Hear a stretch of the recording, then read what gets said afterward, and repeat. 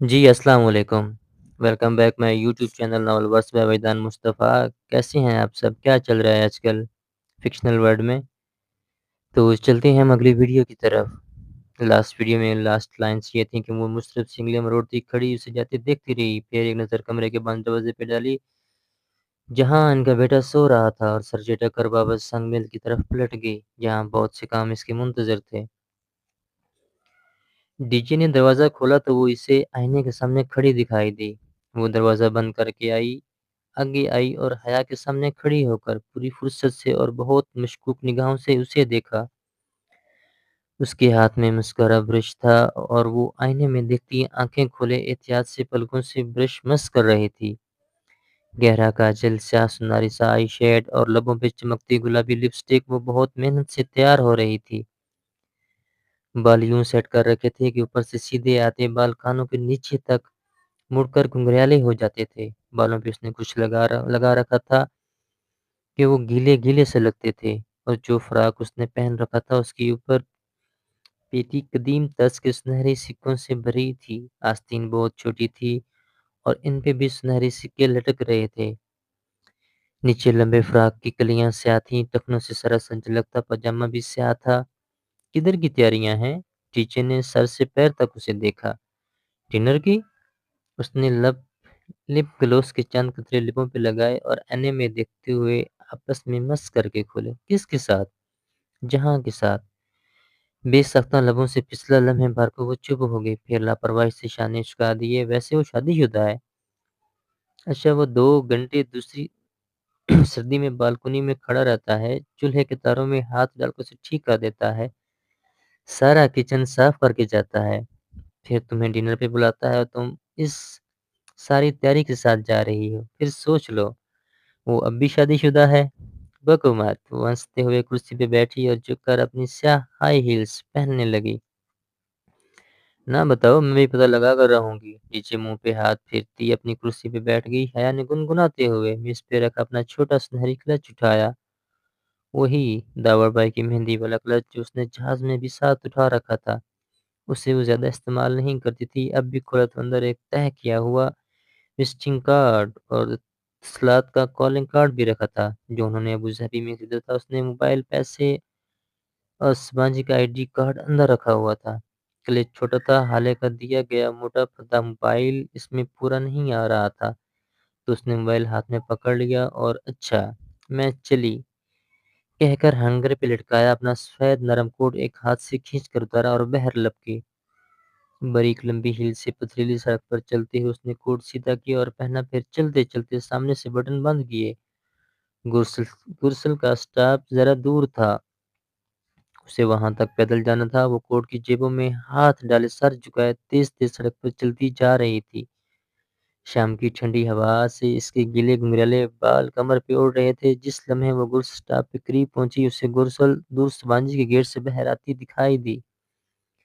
हाले ने कहा था, जिस दिन तुम्हारी गुरसुल छूटेगी उस दिन तुम्हें हाले नूर बहुत याद आएगी। और इसी पल बेबसी और दुख से उसे दूर जाती गुरसुल को देखकर उसे वाकई हाले नूर बहुत याद आई थी।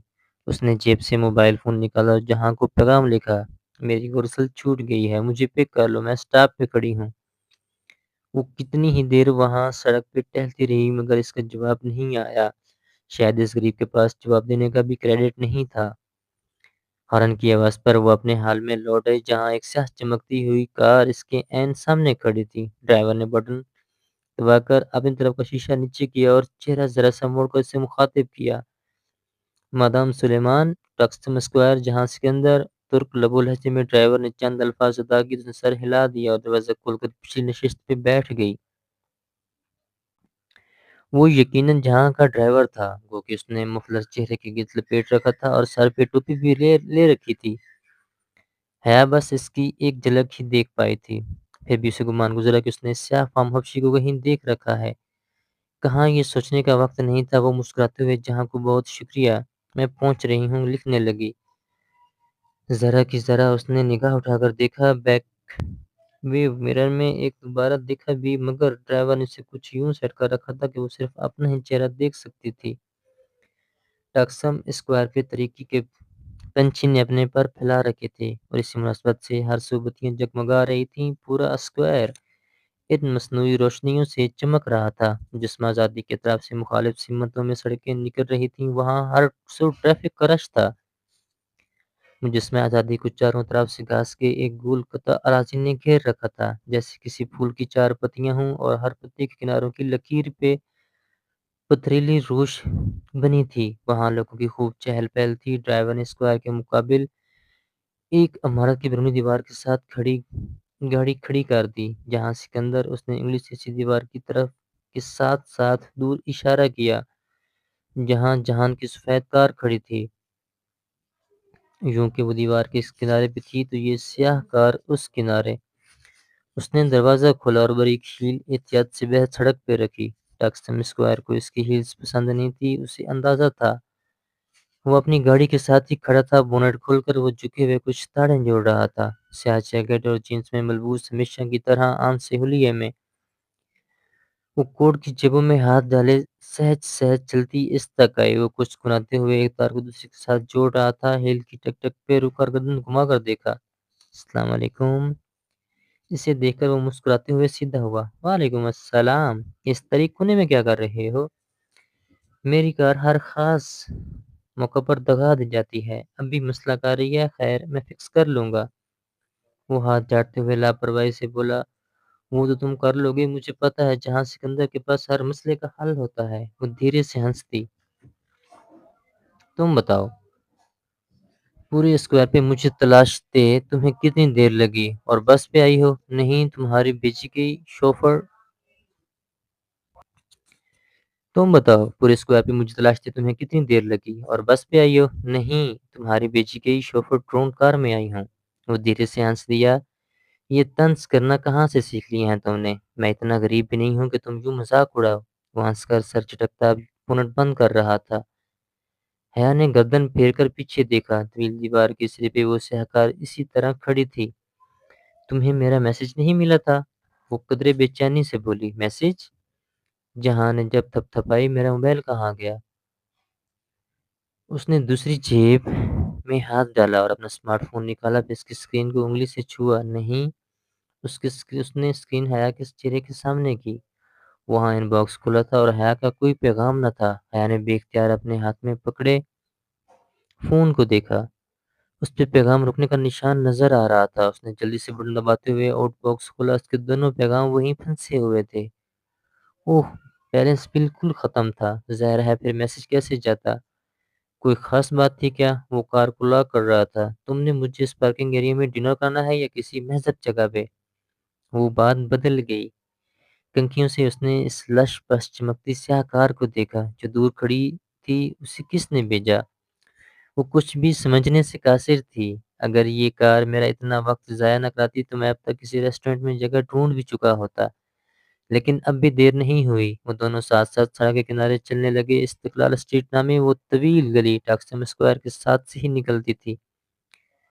वो हफ़्ते की रात थी, सो इस्तिक़लाल स्ट्रीट रोशनियों में नहाई रंगों और कमकमों से सजी रौनक के अरूज पे थी। वहाँ लोग हमेशा की तरह दोनों अतराफ में तेज़-तेज़ चलते जा रहे थे। गली की दोनों जानिब चमकते शीशों वाली शॉप्स और रेस्टोरेंट्स में खासा रश। वो आगाज़ में ही दाएँ हाथ की कतार में बने एक रेस्टोरेंट में चले आए। ज़र्द रोशनियों से मुज़य्यन छत और जगमगाते फ़ानूस ने रेस्टोरेंट के माहौल को एक खौफनाक सा तासुर दे रखा था। इस कोने वाली खाली मेज़ के साथ रखे स्टैंड पे हया को कोट उतार कर लटकाया और जहाँ इसके मुकाबिल कुर्सी खींचकर बैठी। ज़र्द रोशनी में उसके फ्रॉक के सुनहरे सिक्के चमकने लगे। उसने दाएँ बाजू में एक सुनहरी कड़ा पहन रखा था और अब वो कोहनी मेज़ पर रखकर बाएँ हाथ की उँगलियों से कड़े को घुमा रही थी।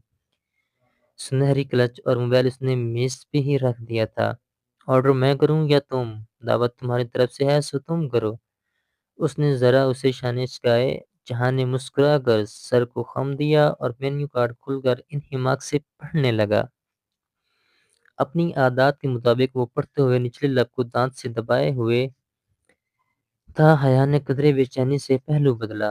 इस्तिक़लाल जलीसी में कितने ही लोगों ने मुड़-मुड़ कर इस कदीम यूनानी दिमियों के से सिंगार वाली लड़की को स्तइश से देखा था, मगर ये अजीब शख्स था, कोई तारीफ़ नहीं की, कोई इज़हार नहीं, इतनी लाताल्लुक़ की बेख़बरी, वो भी इस शख्स की जो एक नज़र में सारे मंज़र का बारीक-बीनी से जायज़ा ले लिया करता था। उसे अपनी सारी तैयारी रह जाती हुई महसूस हुई थी। ऑर्डर कर चुकने के बाद वो मेज़ पे कोनियाँ रखे दोनों हाथ आपस में फंसाए हया की तरफ मुतवज्जा हुआ और ज़रा-सा मुस्कुराया। तुमने मुझसे उस रोज़ पूछा ही नहीं कि मैं तुम्हारे ड्रोन ब्लॉक क्यों आया था? वो मुस्कुराते हुए कितना अच्छा लगता था। उसके हल्के से भूरे शर्ट, लिए स्याह बाल नौउम्र लड़कों की तरह माथे पे सीधे कटे हुए थे और अमूमन वो हल्के-हल्के गीले होते थे।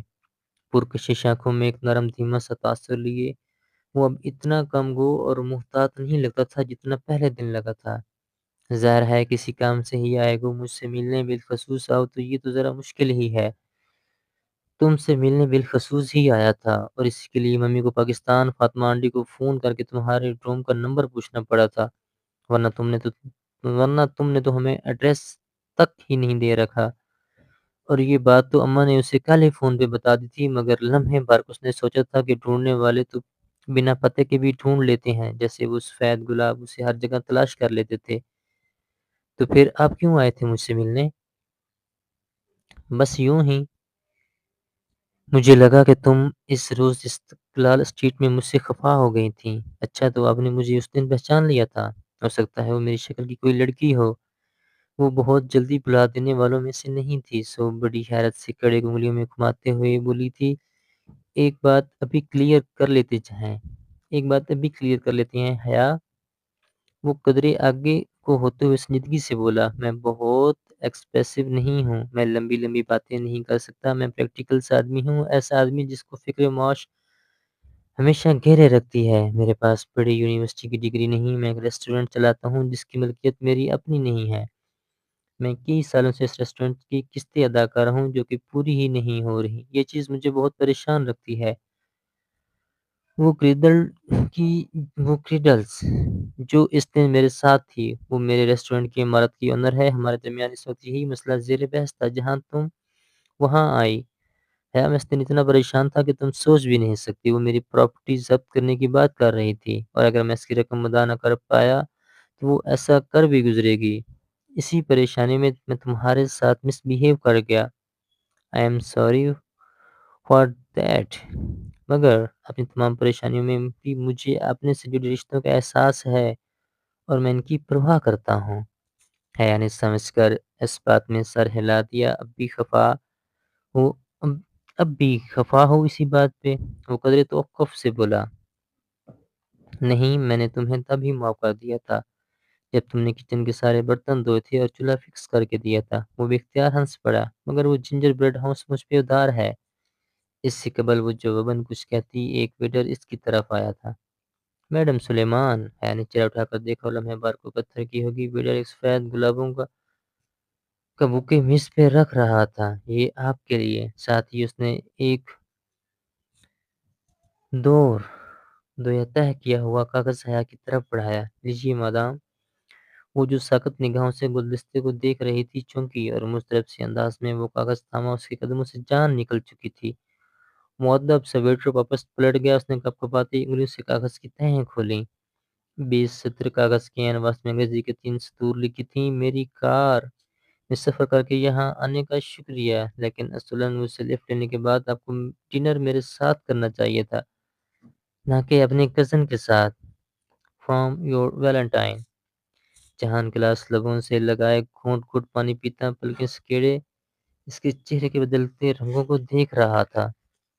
कौन भेजता है तुम्हें ये सफ़ेद फूल? वो ख़ासे सर्द लहजे में बोला तो हया ने चौंक कर चेहरा उठाया। चंद लम्हे पेशतर की गर्मजोशी जहाँ की आँखों में मकुद थी, उसके चेहरे पे ज़मानों की अजनबियत और रखाई छाई थी। प पता नहीं और इसे कैसे इल्म हुआ कि हम रेस्टोरेंट्स में हैं। इसका लहज़ा चुभता हुआ था। वो खाली निगाहों से इसे देखेगी, कोई जवाब बन ही नहीं पड़ रहा था। दिखाओ। उसने अपना हाथ बढ़ाया और अब हया के पास कोई रास्ता नहीं था। उसने कमज़ोर हाथों से वो कागज़ जहाँ के हाथ पे रखा था। जैसे-जैसे वो तरीर पड़ता गया, उसकी पेशानी पे शिकनें उभरती गईं, रगें तन गईं और लब भींच गए। تم کس کی گاڑی میں آئی ہو ٹاکسم آئی ہو؟ اس نے نگاہ اٹھا کر حیا کو دیکھا اور وہ ایک نگاہ اسے سمجھا گئی تھی۔ وہ ایک مشرقی مرد تھا، تایا فرقان ابا روہیل کی طرح کا مشرقی مرد۔ وہ میں سمجھی وہ تمہاری کار اور ڈرائیور ہے، میں سمجھی تم نے ڈرائیور بھیجا ہے۔ میرا ڈرائیور؟ کب دیکھا تم نے میرے پاس ڈرائیور؟ اس نے تنفر سے کاغذ کو مٹھی میں مروڑ دیا۔ میں سمجھی اس نے تمہارا نام لیا تھا، اس نے یہ کہا کہ اس کو میں نے بھیجا ہے۔ اس نے دو ٹوک انداز میں پوچھا، ہاں، نہیں، یعنی کہ نہیں۔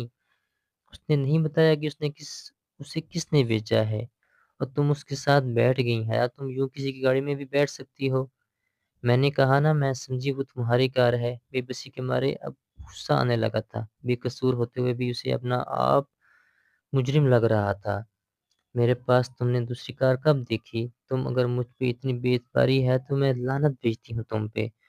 اس نے نیپکن نوچ پھینکا اور کرسی ڈھیل کر اٹھی۔ یہ جو شخص یہ حرکت کرتا ہے وہ مجھ سے پوچھ کر نہیں کرتا، نہ اس میں میرا کوئی قصور ہے۔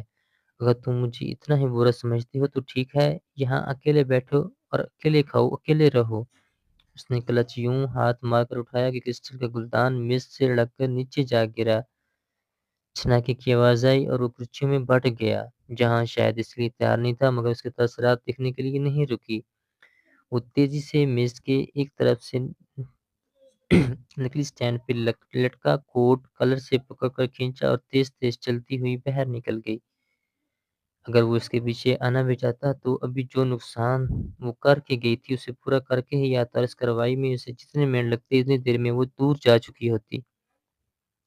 استقلال اسٹریٹ میں لوگ اسی طرح چل رہے تھے، وہ اس رش کے درمیان میں ہی کہیں تھی۔ اس نے کوٹ پہنا نہیں، بازو پہ ڈال دیا اور دونوں بازو سینے پہ لپیٹے وہ تیز تیز قدم اٹھاتی چلتی جا رہی تھی۔ آنسو متواتر اس کی آنکھوں میں سے گر رہے تھے۔ وہ اس کے پیچھے نہیں آیا، اور اگر آیا بھی تو وہ اس شور اور رش میں نہ اسے دیکھ پائی اور نہ ہی اس کی آواز سن پائی۔ بس اسی طرح چلتی رہی۔ استقلال اسٹریٹ کا آخری کنارہ موڑ کر وہ ٹکسم اسکوائر میں داخل ہوئی اور بالکل میں چلتی ہوئی ٹکسم پارک کی طرف بڑھ گئی۔ تاریک پارک کے گوشے میں وہ سنگی بینچ ویران پڑا تھا۔ وہ گرنے کسی انداز میں اس پہ بیٹھی اور چہرہ دونوں ہاتھوں میں چھپا کر پھوٹ پھوٹ کی رو دی۔ بہت شکریہ آپ سب کا، ملتے ہیں انشاءاللہ اگلی ویڈیو میں۔ اللہ حافظ۔